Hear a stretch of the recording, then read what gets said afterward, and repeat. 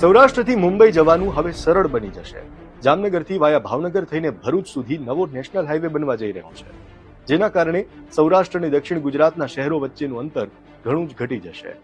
Highway ક્યાં બનશે અને તેનાથી સૌરાષ્ટ્ર અને દક્ષિણ ગુજરાત વચ્ચેની કનેક્ટિવિટી કેવી રીતે વધશે, આવું જોઈએ. ભારતમાલા પ્રોજેક્ટ અંતર્ગત ગુજરાતને 2 પ્રોજેક્ટ મળ્યા છે, જેના માટે ડિટેલ પ્રોજેક્ટ રિપોર્ટ્સ એટલે કે DPR પ્રક્રિયા ચાલી રહી છે. આ પ્રોજેક્ટ હેઠળ જામનગરથી વાયા રાજકોટથી ભાવનગર સુધી 248 કિલોમીટર અને ભાવનગરથી ભરૂચ સુધી 68 કિલોમીટર 4 અથવા 6 લેન બનશે.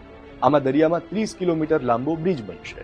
આ બંને મળી ગુજરાતમાં કુલ 316 કિલોમીટરનો નવો એક્સપ્રેસ વે બનશે, જેનાથી સૌરાષ્ટ્ર અને સુરત તથા મુંબઈ સુધીનું અંતર ઘટી જશે. હાલમાં સૌરાષ્ટ્રથી સુરત અથવા મુંબઈ જવું હોય તો વાયા બગોદરા કે વડોદરા થઈને જવું પડે, પરંતુ નવો હાઈવે બન્યા બાદ જામનગરથી સુરત જવામાં જે 527 કિલોમીટર થાય છે, તેમાં 135 કિલોમીટર ઘટીને 392 કિલોમીટર થઈ જશે.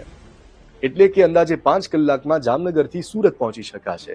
એ જ રીતે રાજકોટથી સુરતનું અંતર 436 માંથી 117 કિલોમીટર ઘટી 319 કિલોમીટર, જ્યારે સોમનાથથી સુરતનું અંતર 627 કિલોમીટરમાંથી 215 કિલોમીટર ઘટી 412 કિલોમીટર જેટલું થઈ જશે. આ પ્રોજેક્ટથી સૌથી વધુ ફાયદો ભાવનગરને થશે. હાલમાં ભાવનગરથી સુરત 357 કિમી થાય છે. તે દરિયામાં 30 કિલોમીટર લાંબો બ્રિજ બનશે તો બંને શહેર વચ્ચેનું અંતર 243 કિલોમીટર જેટલું ઘટી 114 કિલોમીટર થઈ જશે. આ પ્રોજેક્ટ માટે કેન્દ્રીય માર્ગ અને વાહન વ્યવહાર મંત્રાલયે ટેન્ડર બહાર પાડ્યા બાદ 15 કન્સલ્ટન્ટ કંપનીઓને બીડ કરી છે. તમામ બીડના ટેકનિકલ મૂલ્યાંકન બાદ સૌથી ઓછા રૂપિયાની બીડ કરનારને સર્વેનું કામ સોંપવામાં આવશે.